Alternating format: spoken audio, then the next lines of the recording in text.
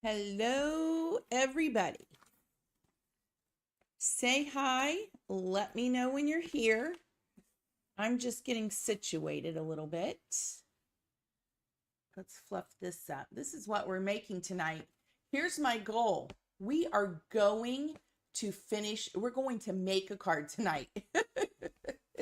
And I will be so proud of myself if we get that done.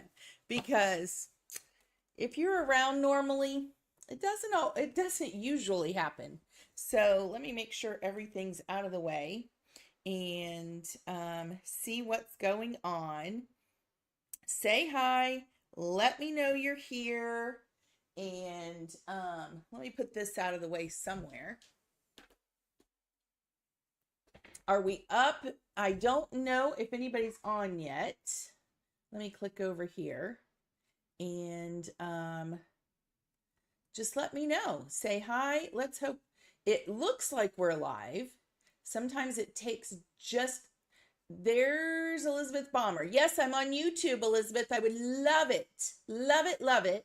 If you would join me there. Here's Laura Stahl there. So yay.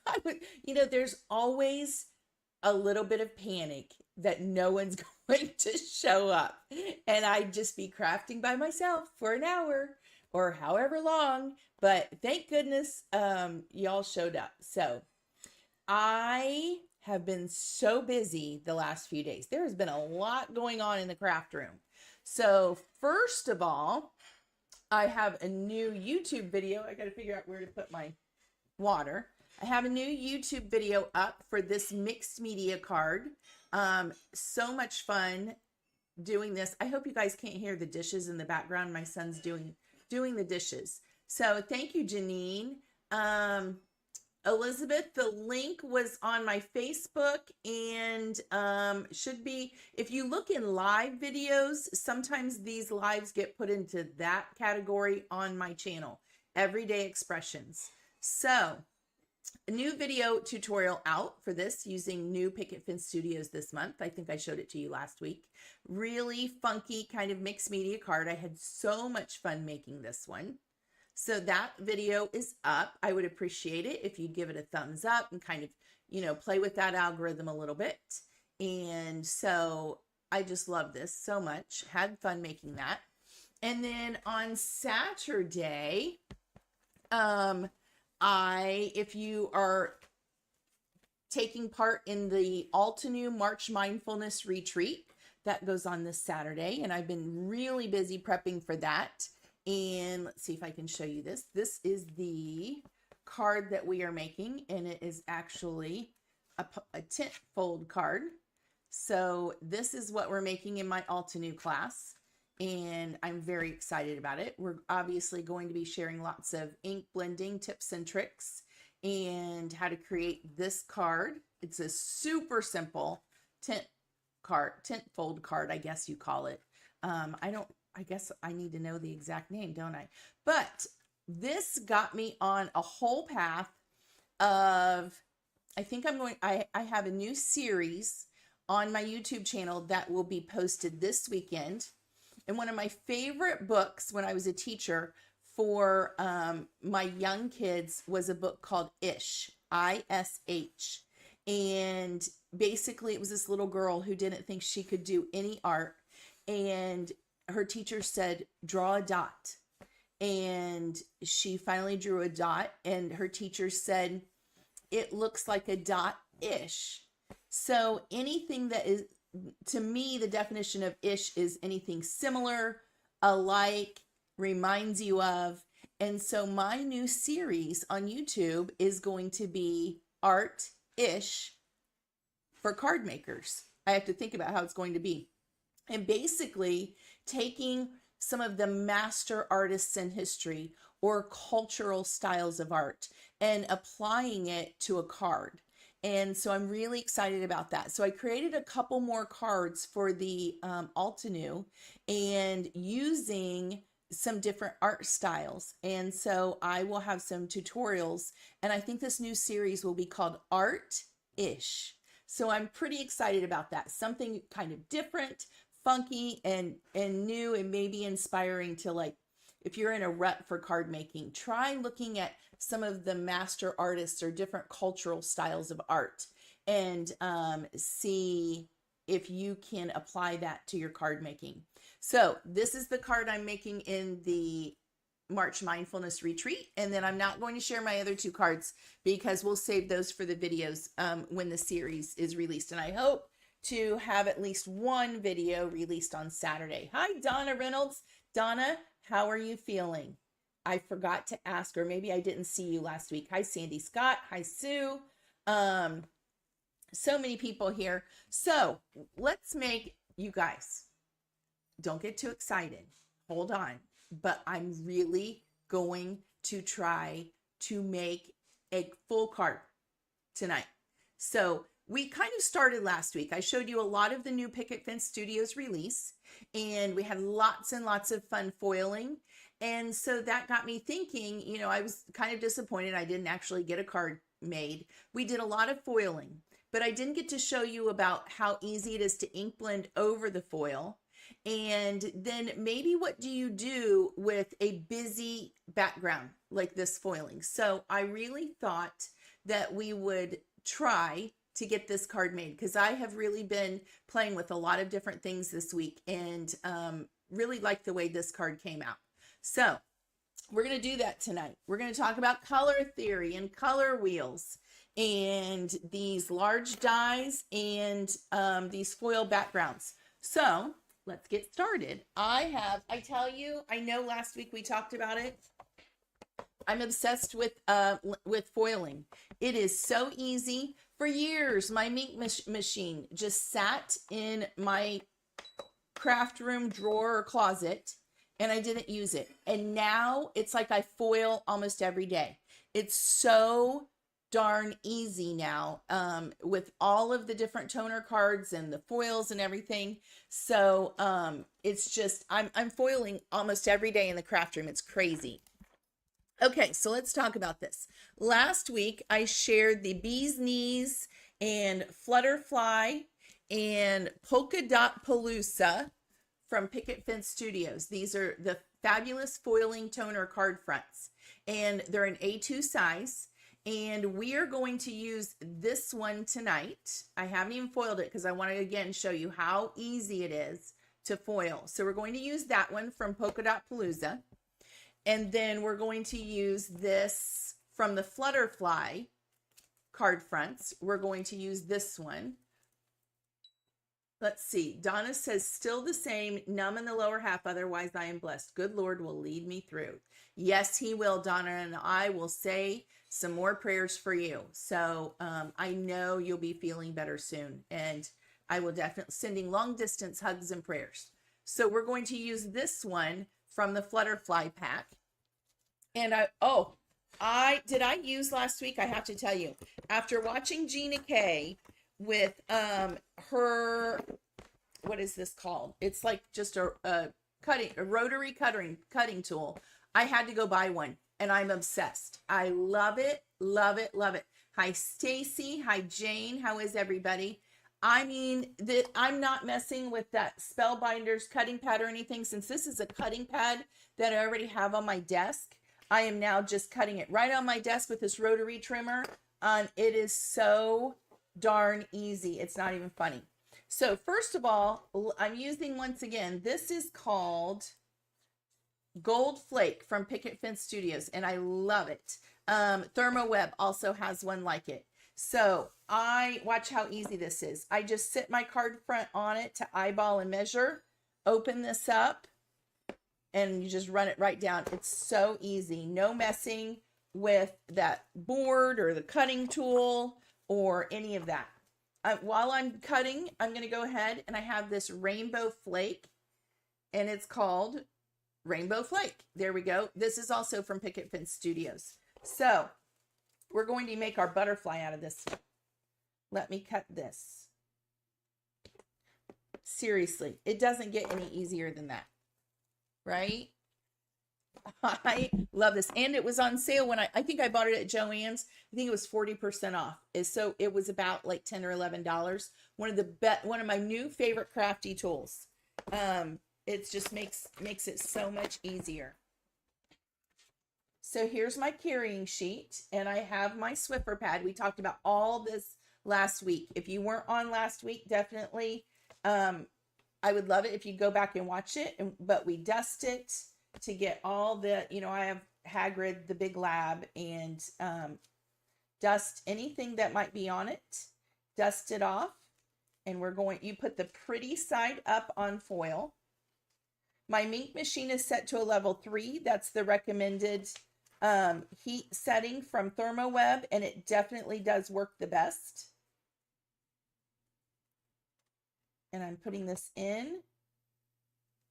Try to get it moved up so that I don't lose. I have some static going on. And I just kind of press it out to get any big air bubbles out and run it through. And let's go ahead and dust these off while we're running that through.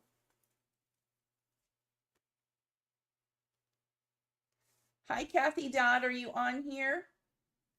I didn't see you, but I just saw that Donna said something to you. So now that's ready, and we're going to do our butterflies in gold. Here's our card again, just so you can get a peek of it. And I'm going to show you how easy it is to ink blend. I was upset we didn't get to talk about that last week. These card fronts make inking. They just take ink beautifully. Look at this.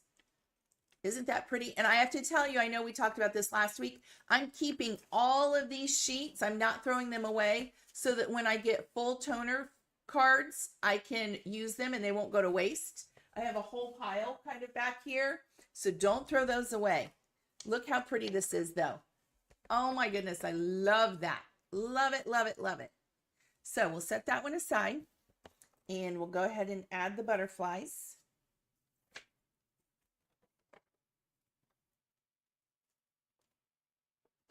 What's everybody working on? What's on your craft desk this week?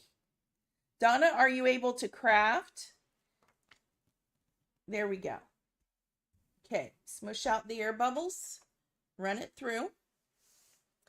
And then you see the butterflies are going to be our background. We're going to trim it down to 4 by 5 1/4. And this is on an A2 card base. And I have a card base. And I even already have a gold piece of Altenew.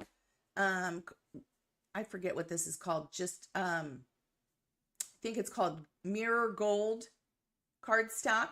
Have that cut to 4 1/8 by 5 3/8. So I'm just ready to put that together when it's done. Watch these butterflies. Whew, it's warm. And I won't need this carrier sheet again. So I'm going to set that aside. Turn off my machine. And are you ready? I love these reveals. Look. Ta-da! Isn't that so pretty? I mean, look at that foil. And it's perfect. There's not one spot that did not foil absolutely perfectly. I mean, I love the flakes in that and the way they catch the light. And then I love the foil. Look how shiny that is. It's just, I'm telling you, I'm obsessed with foiling right now. I can't help it. So what I wanted to do tonight was make sure that we kind of created a card together and you see how it all comes together. Let me take a drink, I'm sorry, of my water. I'm a little parched today because, okay, it's easy to do this and ooh and ah over it, right? But then getting to a finished product is not always easy. You're like, okay, I've got this card front. Now, how do I get a pretty card? Let me get this out of the way. So I want to talk about a couple of things. Now, you guys are going to laugh when you see my Picket Fence Studio paper inking palette. It's kind of a mess. I really need to take it to the kitchen sink and wash it with just a little bit of soap and water. Look, this is what happens when you're foiling and you get so excited and you get 10 projects on your desk and you set foil down on your paper palette. you get a little foil on it. Does it affect anything? No. And I haven't even tried, haven't rubbed really hard to get it off, but you know, your paper palette will get stained just like stamps from ink, and that's okay. Every single one of mine is stained. You know, of course, red stains the most. But I have one with blue on it, but it's okay. And as long as you clean it off with a little bit of stamp cleaner, the same way you clean your stamps, you can use water, you can use a baby wipe. Baby wipes leave a little bit of fuzz, so I kind of don't like to use those, and I'm trying not to use them as much. You can spray it with just water. Stamp cleaner is really good to really clean it well. You probably, I don't even want to say this. I was going to say you might be able to use a little bit of alcohol, but I would definitely rinse it then with water. But I'm trying not to do that because I don't know how that would work on this. I don't want it to break down over time. So, oh, hi, Catherine. Good. I'm glad you're looking forward to it. Okay. So let's go ahead and let me show you how we get from this to this beautiful butterfly. And it might even be hard to see all of, there you see it, the better the foil. I thought that would be so pretty on the butterfly. So how do we go from this to this? So let's die cut this beautiful butterfly. This is from the I forget what it's called, Two Big Beautiful Butterflies die set. And mine's kind of a mess because I put all my extras in there. Two Big Beautiful die sets. So you've got the one flying, kind of flying to the side, and then you've got the full one. And it has the outline also that you can die cut the outline if you need to. So let's run this through the die cutting machine.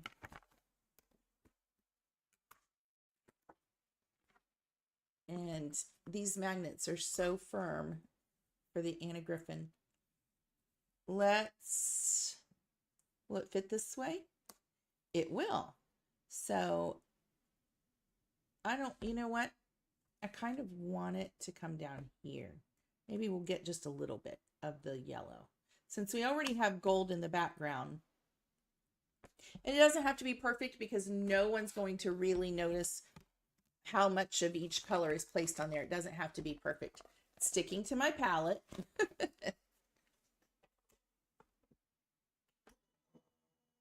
Okay, let's see.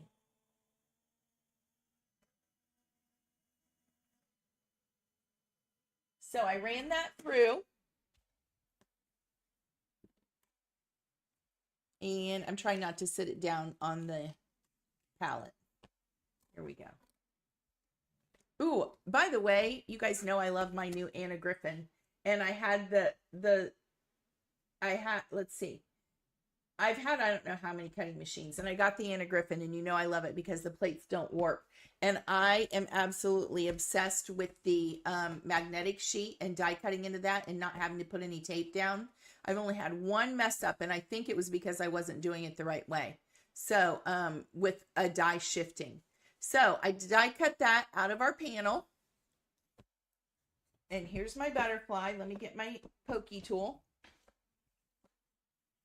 Get this out of here. And be gentle because you don't want to lose your antenna.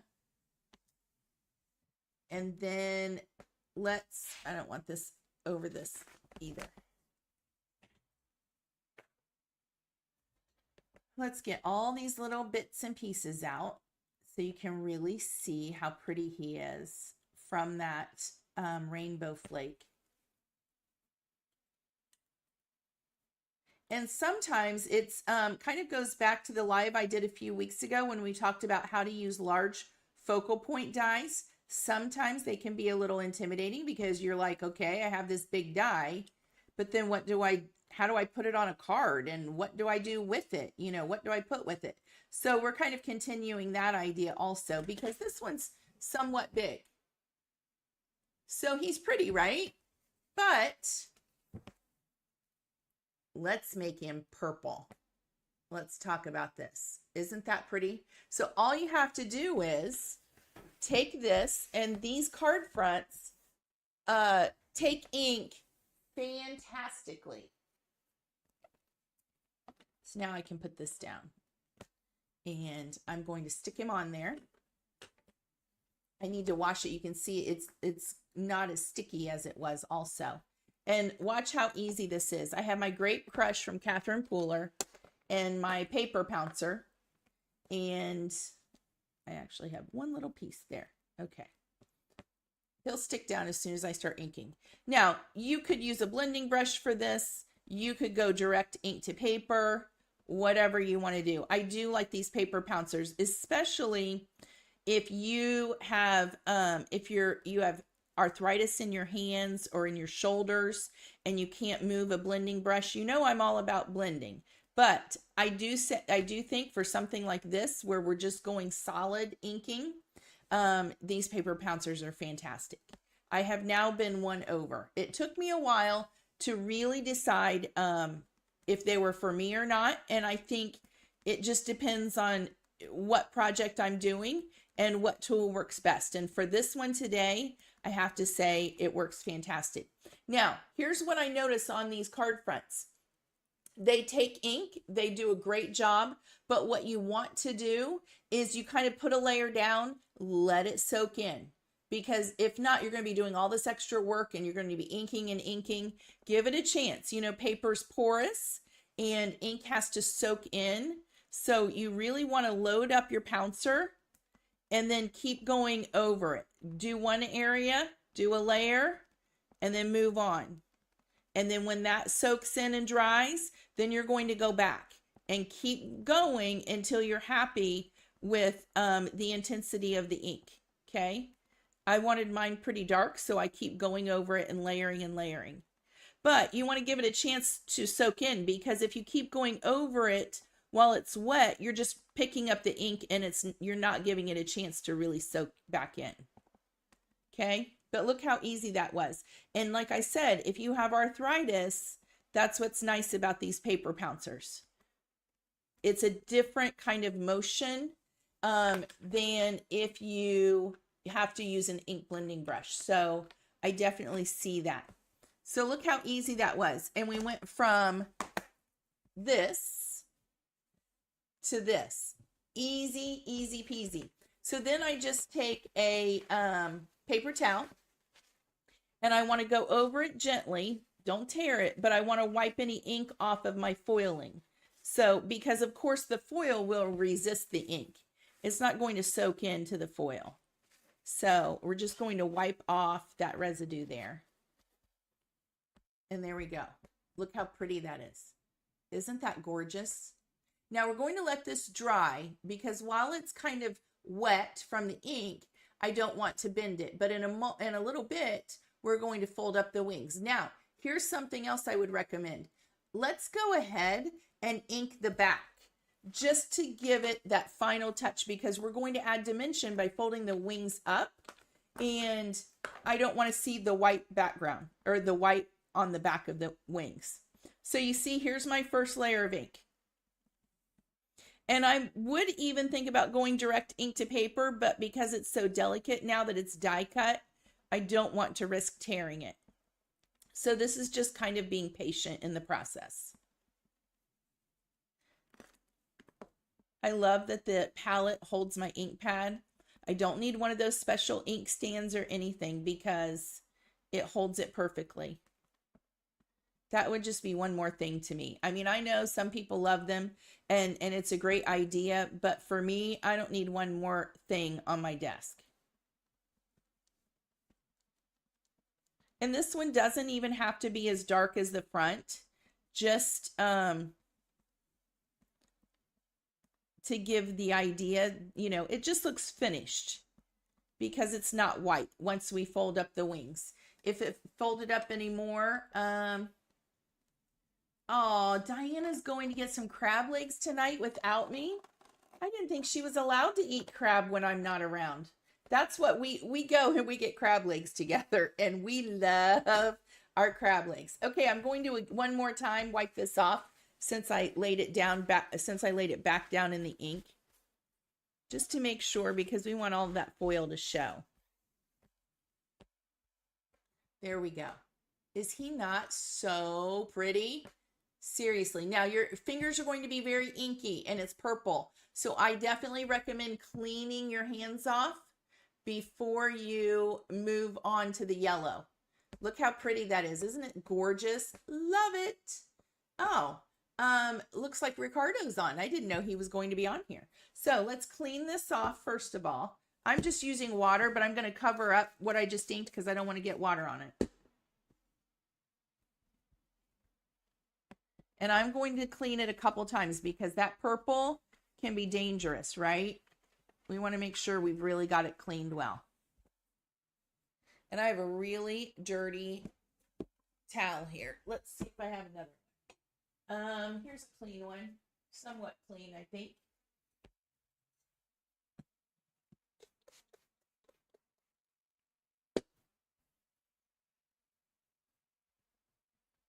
And I find that my lint-free towel works pretty well with that. Oops, dropped my pokey tool. Okay, that now I think is clean, and I'm going to use some alcohol on my hands to make sure I get all of that ink off.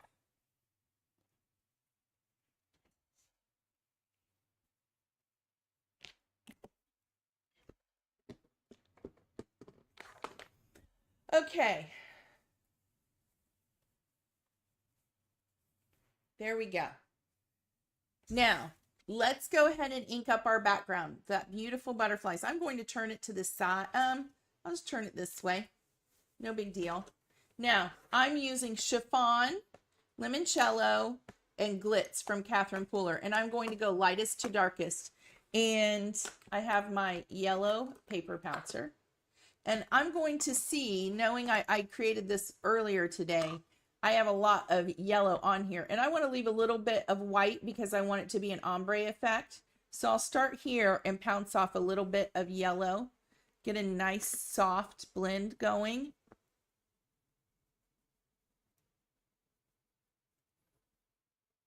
Perfect. I like that. And then add a little bit more ink here.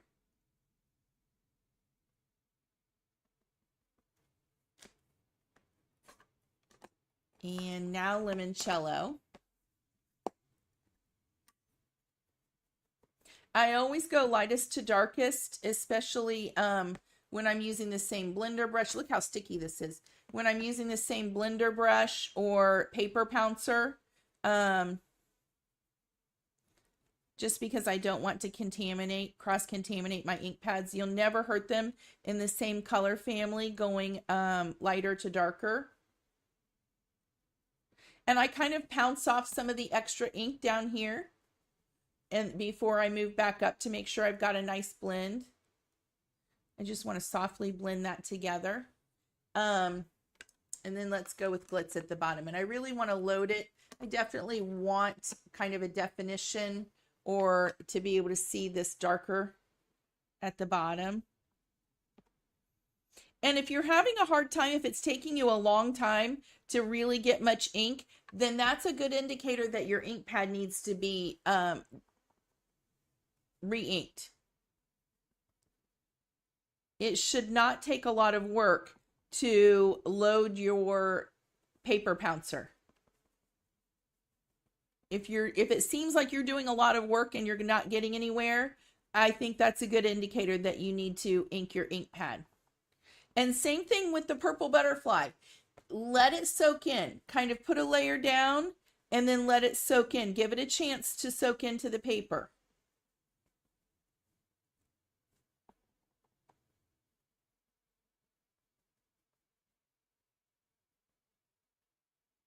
And I forgot I need to trim my paper to 4 by 5 1/4. So I'm going to take this up just a little bit further than you think you want to, because I know I'm going to trim 1/4 of it off the bottom because I don't have a lot of white space at the top.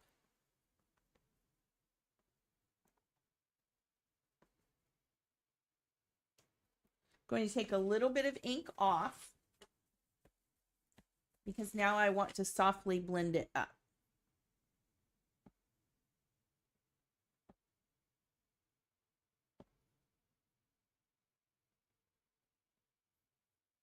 What do you think? See how easy that was? And I love it. That's so pretty. Now, here's why these get so sticky. Now let's talk about color theory. When I was trying to figure out my card, or most cards, I really think about color theory and the color wheel. And let me put this all up. And let's clean this up before I really start. I'll get the color wheel and we'll talk about it. This is still wet, so I want it to dry. Okay. See that? So pretty. I need to wipe it off with my towel. I'll do it over here, probably off the screen. But get that ink off of my foiling so it really shines. And now let's clean this.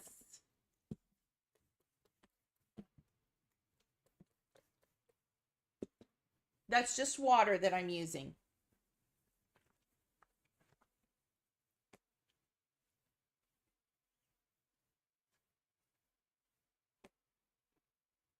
And I'm going to spray my hands. This is where having like a wet towel or a baby wipe is nice. Trying to see what's going on. Okay, let's move this out of the way since we're finished inking.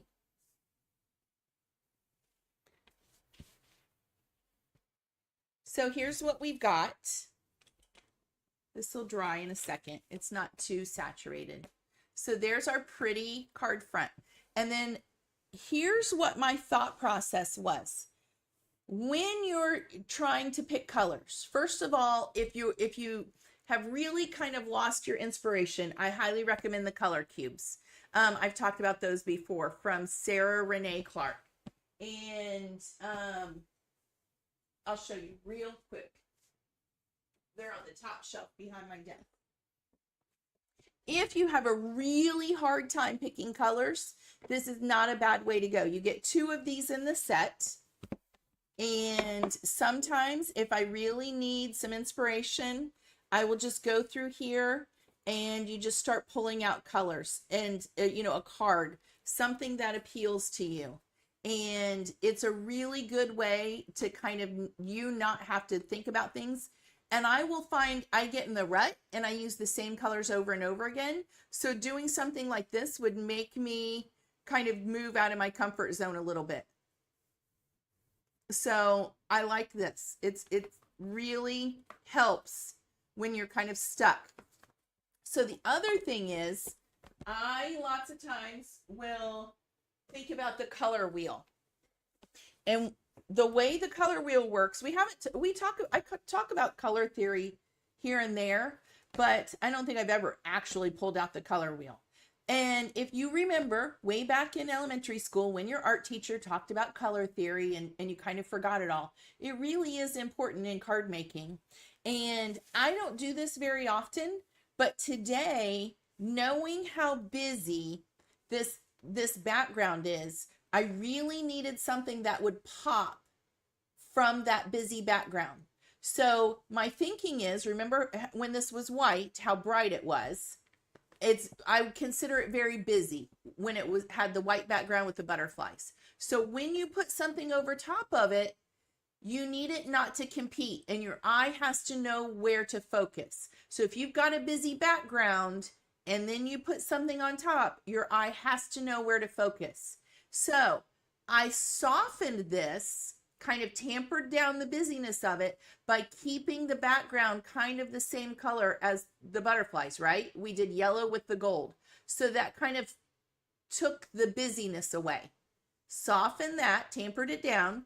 But then also talking about color theory, if you really want something to have the maximum impact and the most pop, you want to think about complementary colors.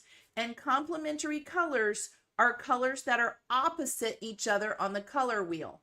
So right away, once I inked the background and I softened it and took some of the busyness away, I knew the next best thing to make my focal image pop would be to use the complementary color, which was purple. Well, making a butterfly purple, no brainer for me, right? So that's always a safe bet. The maximum impact is going to be the complementary color. So that's yellow and purple, blue and orange, green and red, things like that. Okay, those are complementary colors. That's why you'll see a lot of sports teams will, like football teams, will use complementary colors because it's maximum impact. Think how many football teams have blue and orange on their uniforms, right? Was it the Chargers who used to have or it wasn't the Vikings, was it? I'm thinking back in the 70s. I'm really dating myself when I was a kid. Who had purple and yellow? A lot of teams had blue and orange. So those are complementary colors and it has maximum impact. So for this card, knowing that the background was pretty busy and it wasn't just a small pattern, we had a bigger pattern, right? We needed something that was definitely, our eye was going to need to know what to focus on. So I made a purple butterfly with a little bit more foiling because more is more, right? Sorry, I'm choking. So there's our butterfly, and that's color theory and why I chose these two colors. And I will tell you, you're not going to see very many cards that are yellow and purple from me, but it really pushed me outside of my comfort zone because I knew it would work. I knew it would work. Now, here's the other thing. I needed a sentiment, but I really didn't want to add one more busy thing on here. So a really good designer trick to do is to do an eclipse card with just a little bit of a drop shadow or a shadow. So I got my sentiment in here, but because we die cut it out and pieced it back in of the hello, it's subtle and it doesn't take too much away, and I've still got a pretty sentiment and it works perfectly. It's nicely balanced on the card. Does all that make sense? Yep. So now you know why I wanted to do all of this today, because it was great kind of techniques that are important in being successful in card making, especially when you have busy backgrounds and large focal point dies, things like that. So look how easy this is. This hello is from this really cute die set called Another Hello There Word Die Set. So it is hello there. And I love that you could put this over this, and I could have done it in purple too. So you could piece it together and layer it or put one over the other. I just use the hello, and I love a good word die that stays connected all one piece, but it popped our letters out. So look how easy this is on this magnetic sheet. Let me clean this off. I need another drink, guys. I have heartburn really bad right now. You can bet as soon as we're done, I'm running for the Tums. Let's clean this off because I don't want it to kind of get in the way or leave an impression when I'm die cutting. Okay. This is so easy. I put that down and I just need to place my hello. Oh, let's trim it first. I almost forgot. My trimmer needs a new blade, but we're using it anyway. I am going to trim this to 5 1/4 by 4. And then my gold Altenew cardstock is trimmed to 4 1/8 by 5 3/8. Okay, got it trimmed down. Perfect. Now we're ready to go.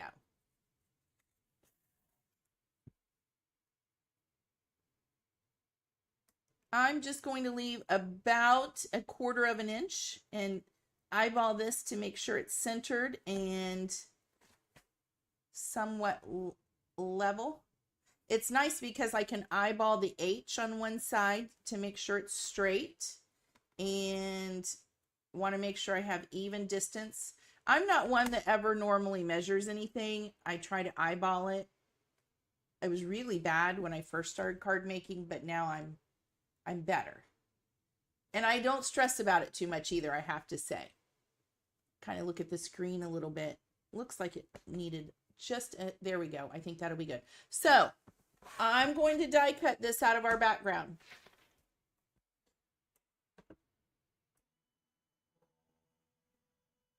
Everybody's quiet. What's going on?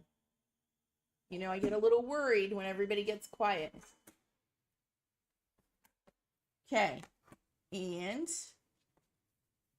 we're going to take these out, and don't lose any of these pieces. Uh-oh. This little piece kind of tears each time I do it. I'm not careful enough with it, but it's okay. Keep these letters. Don't lose them. We're going to ink blend a card panel, and instead of pouncing, I'm just going to go direct ink to paper and make it easy. I forgot that I needed to do that.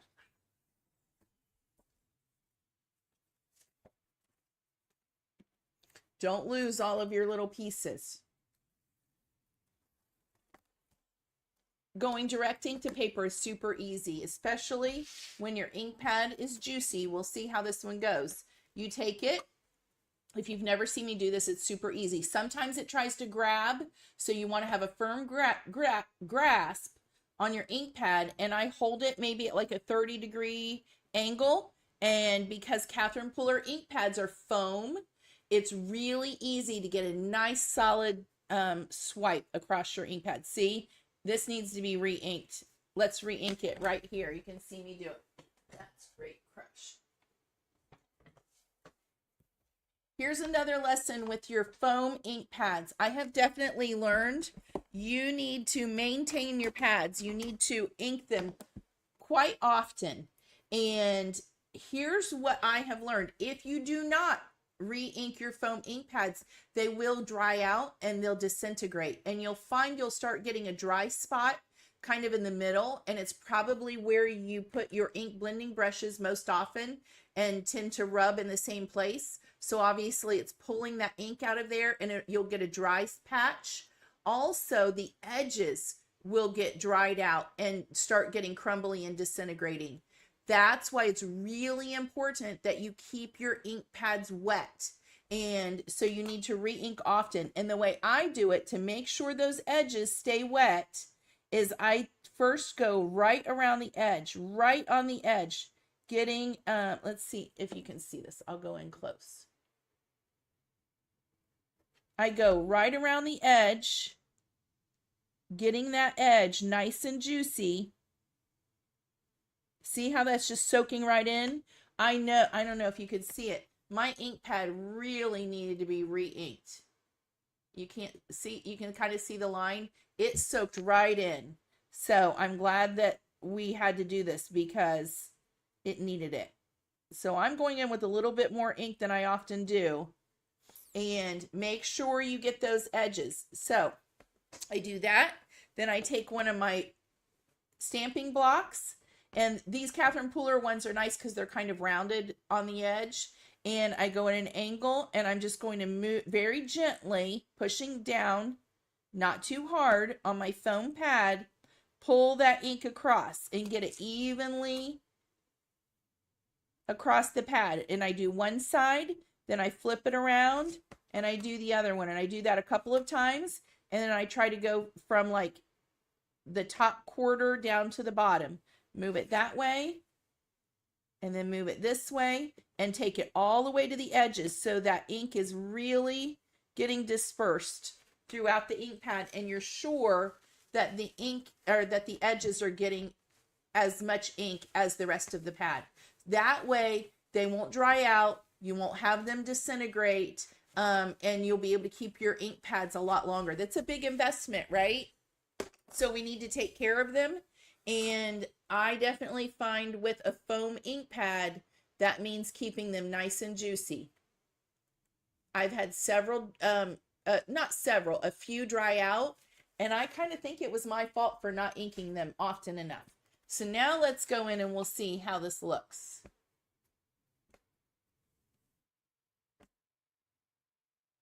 I won't need the middle of the O because I'll show you on my card in a second, Elizabeth. I don't need that. There we go. Look at that. Now, look at that. See the difference? Dry ink pad, nicely juicy inked pad. Perfect. That's exactly what we wanted right there. I love it. That's why I love a good foam ink pad.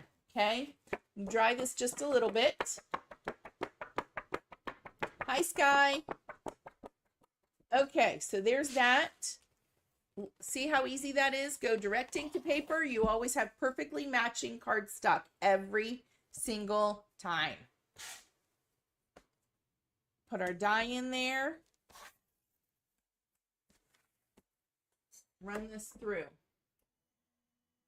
Another drink of water.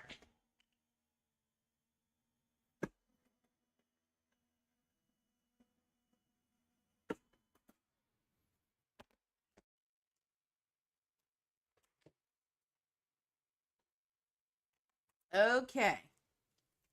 Now remember, your fingers are probably inky.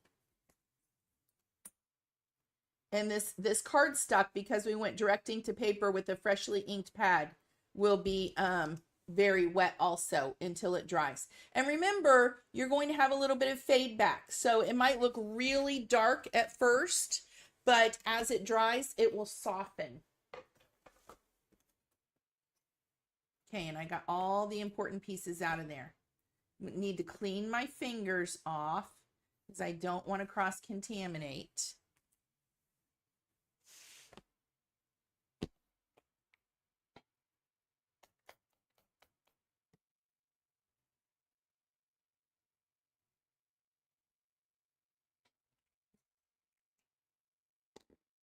And let's get all of my card pieces and put these together.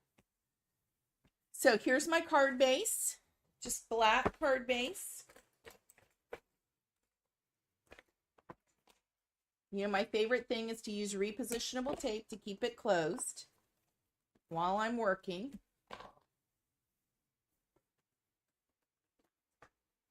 Get this background taped on.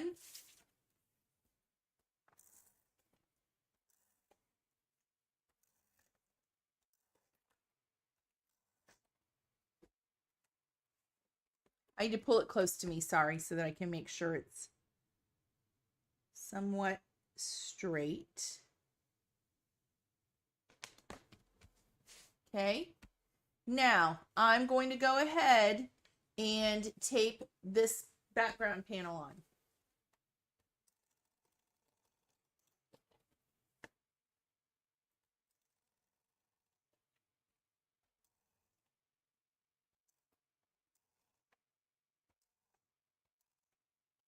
I'm going to put glue on the bottom since it's a more narrow space. Wrap this tape up here that I got off the edge. Okay, and let's just glue this, and then I can glue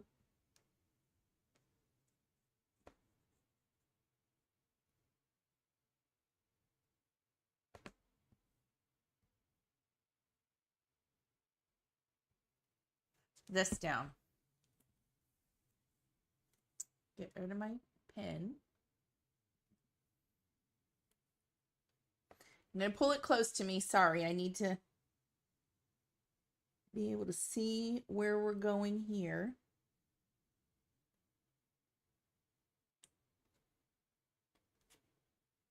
Okay. Tap that down. Tap down these little pieces so that they glue. So there's that. Okay. Now we're going to glue our letters so that we have a shadow. And do we have to have one for this? No, it would have blended more into the background and definitely kind of just blended into the background, I guess. But by adding the shadow, it makes the sentiment pop just a little bit. It gives, that's the clips part of it, right? And so all we're doing is gluing the shadow to the die cut letters on our background. Okay, so I add, using my tweezers, I think it's easiest to do this. I just pick it up and I add glue to the foiled letters. And then I kind of take it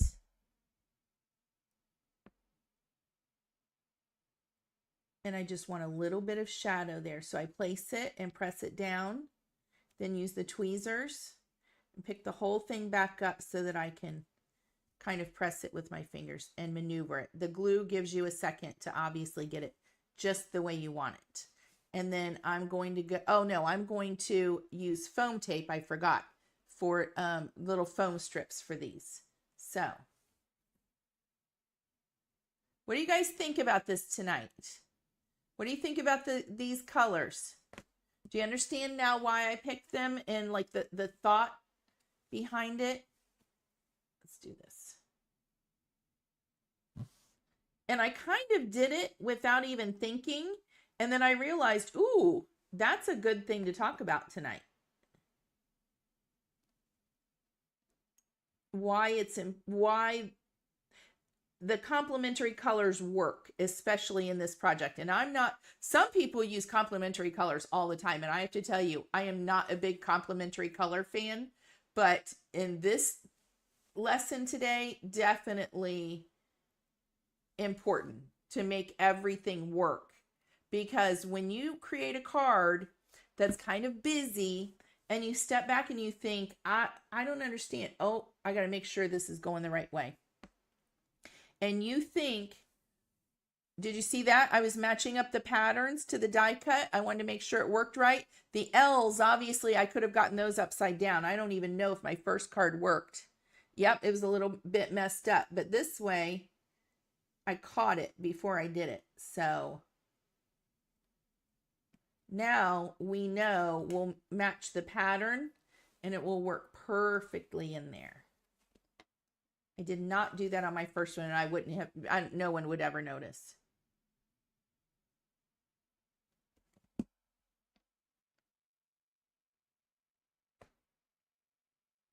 This is where these tweezers definitely help make your life so much easier.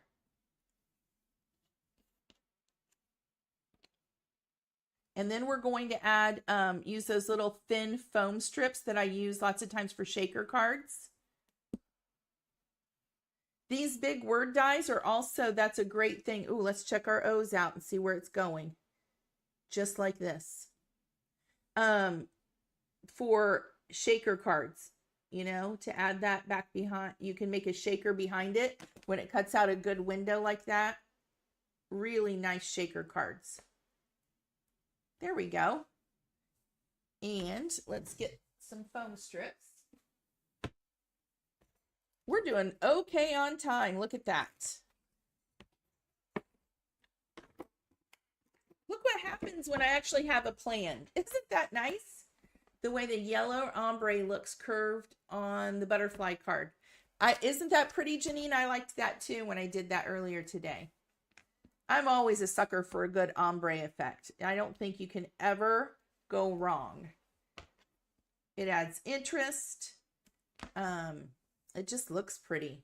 And that's a good example of just using one color family. Sometimes, you know, we get crazy and we think we have to use different colors and stuff, but just using one color family helped. And because it was yellow, it helps that busy background kind of still be interesting, but not be overwhelming is a good way, I think, to put it.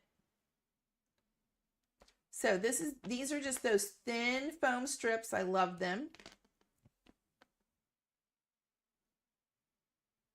And you can even make it curve.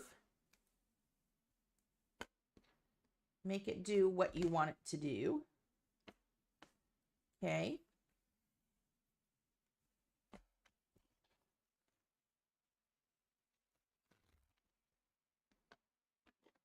Ooh, I have to tell you, if you are attending the Nashville Craft Retreat this summer, you should see the huge box. I just adore Cody from scrapbook.com. He is so good to us. And scrapbook.com is sponsoring with giveaways. I think Cody said he was going to send 3 giveaways to us. And y'all, you should see the box. I haven't even opened it yet. It is huge. So big shout out and huge thanks to Cody at scrapbook.com. I haven't even opened it, and I am so excited to see what kind of goodies Cody put in there for us and giveaways for this summer's retreat. I mean, thank you, scrapbook.com. They are fantastic, really, really supportive and good to us at the craft retreat, and I very much appreciate it. So thank you, Cody. I mean, you guys, this box is huge. Absolutely huge. Okay, so here's another trick. Because I don't want this to stick, I want to be able to kind of maneuver it if I need to. I'm putting glue over top of my foam so it doesn't stick right away. And then I will use my tweezers to put it exactly where I want it. And we're kind of going to piece it in, but obviously it's a little bit wider. So, and because I've got that glue, it really helps. It lets me definitely line it up nice and straight. Gives me a moment of wiggle room. What's everybody saying? Kathy said she'll come and open it for me. I'm telling you, I can't even imagine what's in this box. It's probably, I'm looking at it. It's probably 2.5 feet wide and like 18 inches tall. And I don't even know. I mean, it's crazy. It's so big. So I'm really excited to see what's in there.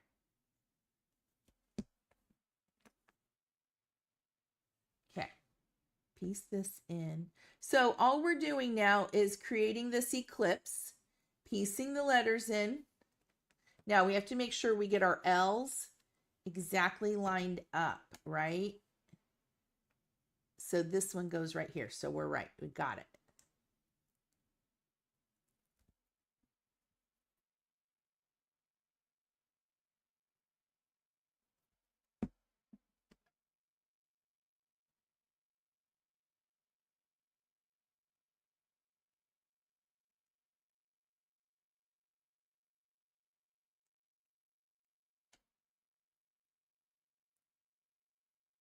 And it, you know, the and I'm kind of overlapping the E on the L. It's okay. I did that on purpose just because I want to somewhat stay in the letters. That mirrored cardstock actually really allows the letters to move around until the glue dries. So it's kind of nice. It doesn't stick the way it would on regular cardstock. Okay, I need to flip this around. Uh-oh, look what I did. I did this backwards. The purple should be on this side, but no one's really going to notice. So, uh-oh, I have to do it this. Darn, look, I messed this up. This has to go on the other side because you know why I need to flip it? Look, the yellows wouldn't match up because it would be darker. So I'm going to tear this apart and hopefully it works. Okay. I might need to re-ink a purple. This is what happens in live crafting, right? Let's, can I just tape this back on? No, let's ink it. This is how we fix these things sometimes, and it's okay. Just needs to be that one little bit, right? And you probably won't even notice it.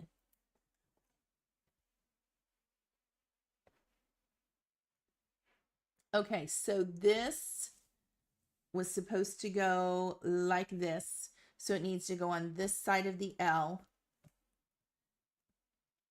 And I need a little bit more or else it's dark on one end. See that?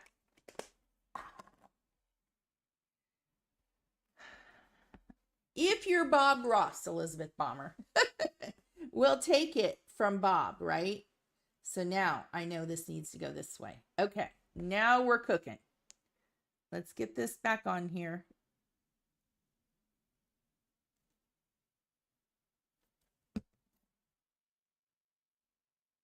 And I'm also looking because the darker edge, it needs to be on the bottom, right? Of the yellow is what I'm looking at.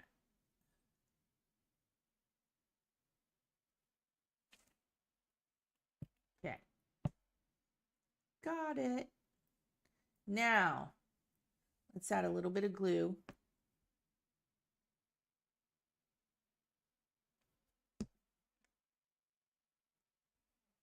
We fixed it. We fixed it. Nobody panic. Make sure I don't have any purple on my fingers now. Ta-da! And look, our butterflies match for the most part. That's fantastic. And now our O. Let's hope this works. Yep, that's perfect.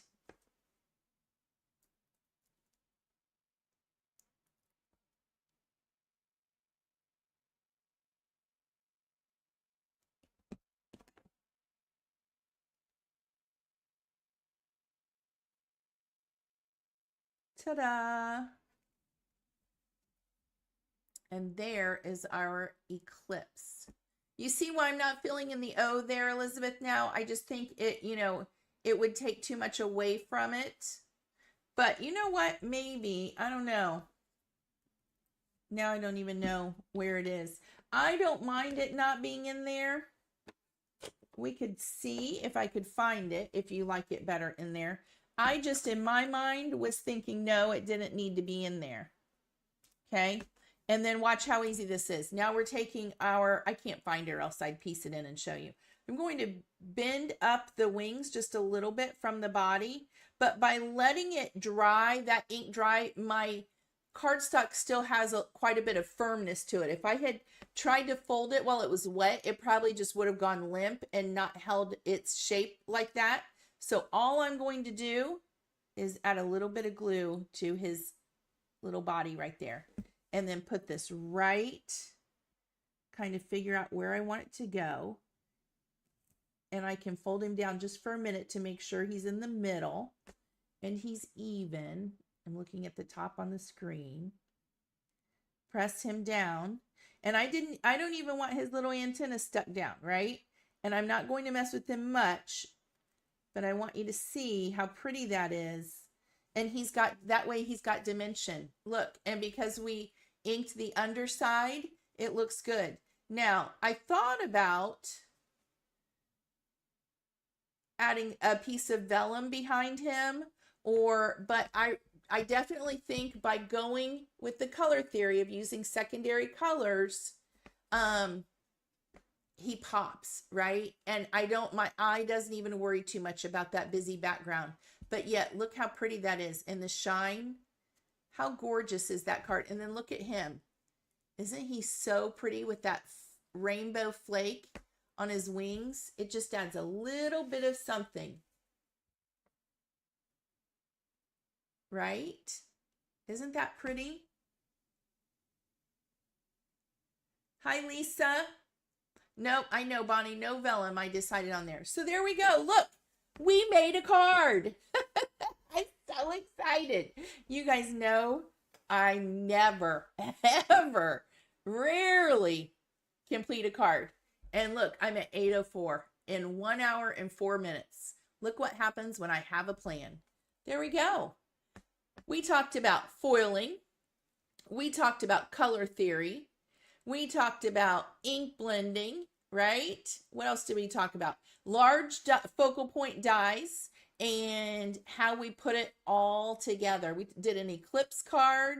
Look at that. We did so many things in one card in 1 hour. And I think it's beautiful. Yes, I agree, Janine. I'm so excited. And I think he's just gorgeous. What do you guys think? I think the yellow and the purple complementary colors was perfect for this card. Seriously, I just love everything about it. So Thank you so much, everybody, for joining me. If you have any questions, let me know. Please subscribe to be notified when I have new videos or to be notified when I'm live. Please give me a thumbs up and let's get that algorithm going. And I might see some of you on Saturday at the Alta New March Mindfulness Retreat. I believe my class is, I had a little card somewhere back here. My class is at 5:30 Eastern time. So if you're in there and you kind of pop in and out, my class is at 4:30. So I'm excited to be teaching among these amazing artists. And then also stay tuned for my Art-ish series on YouTube, where we kind of make some art-ish of the masters and other cultures in their art, and we apply it to our card making. So thanks everyone so much for joining me tonight, and I will see you Saturday or next Thursday. Okay, bye everybody. Thanks again.